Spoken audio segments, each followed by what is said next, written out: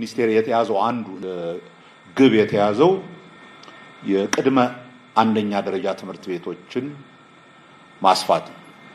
እንደሚታወቀው ቅድመ አንደኛ ትምህርት ቤቶች ከዚህ በፊት በአብዛኛው በከተሞች እና ሬላቲቭሊ ትንሽ ገንዘብ ያላቸው ሰዎች አካባቢ ከተሞች ውስጥ የሚደረግ የትምህርት እንቅስቃሴ ነበር።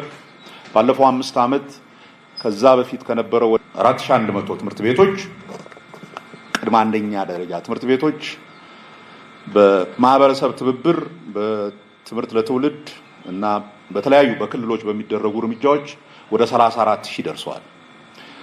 ሞር ኦር ሌስ ብዙዎቹ ክልሎች ጠንካራ የሚባል የቅድመ አንደኛ ትምህርት ቤት ማስጀመር ችለዋል።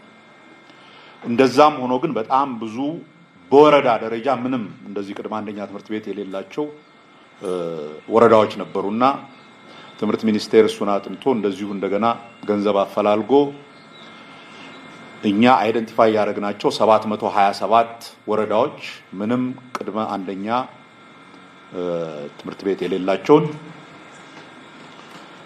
እስኪ እንዴት አድርገን እናግዝ ብለን ገንዘብ አፈላልገን የአንድ $40 ሚሊዮን የሚሆን ማቺንግ ፈንድ ከአጋሮቻችን አግኝተን እሱን ከክልሎች ጋር በመተባበር ትምህርት ሚኒስቴር አንድ ትምህርት ቤት ሲሰራ አንድ ቅድመ አንደኛ ትምህርት ቤት ሲሰራ በዛው ወረዳ እነኚህ ምንም የሌላቸው ስለሆኑ አንድ ብቻ አይበቃቸውም።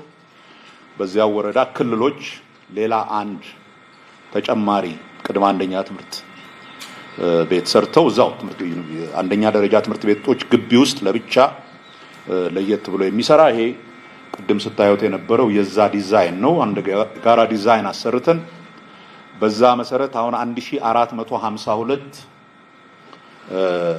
ቅድመ አንደኛ ትምህርት ቤቶችን ለመገንባት እንቅስቃሴ ጀምረናል። ዛሬ የምናደርገው ፊርማ ከክልሎች ጋር እኛ ለምንሰራቸው ለእያንዳንዱ ክልሎችም አንዳንድ እንደሚሰሩ በጋራ ተስማምተን ኮንስትራክሽን በሚቀጥሉት 2 ሳምንታት ለማስጀመርና 2019 በሚጀምር ጊዜ እነኚህ ትምህርት ቤቶች ተጠናቀው እንዲያልቁ ለማድረግ ነው። ይሄን ካደረግን በኢትዮጵያ ውስጥ ምንም ወረዳ አይኖርም ቅድመ አንደኛ ትምህርት ቤት የሌለው። እያንዳንዱ ኢትዮጵያዊ ልጅ በተቻለ መጠን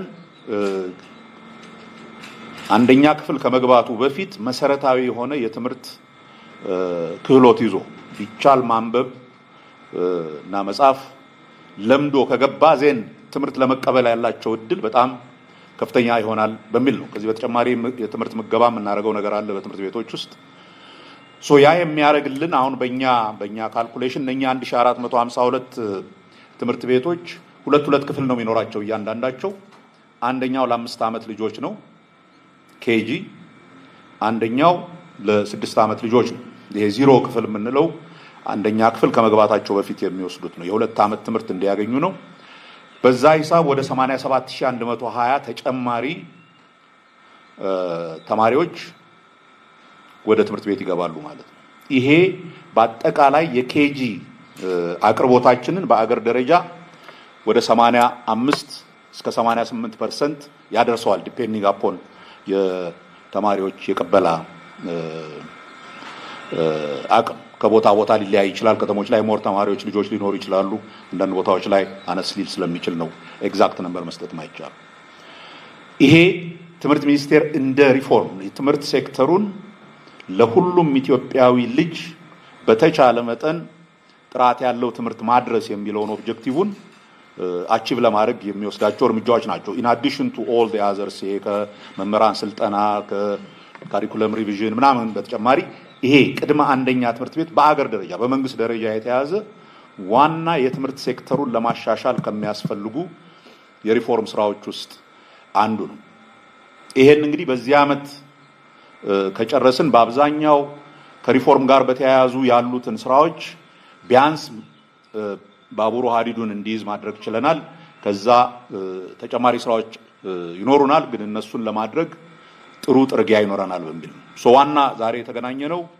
ይሄንን ኦፊሻሊ ይሄንን ፕሮጀክት አናውንስ ለማድረግና ከክልሎች ጋር የእያንዳንዱ ክልል የሚሰራቸው ትምህርት ቤቶች የት ቦታ እንደሆኑ እኛ የምንሰራው የት እንደሆነ በቦታ ተለይቶ በኤክስ ዋይ ኮኦርዲኔት ተለይቶ ትምህርት ቤቶቹ ታውቀው ነው የምንሰራው።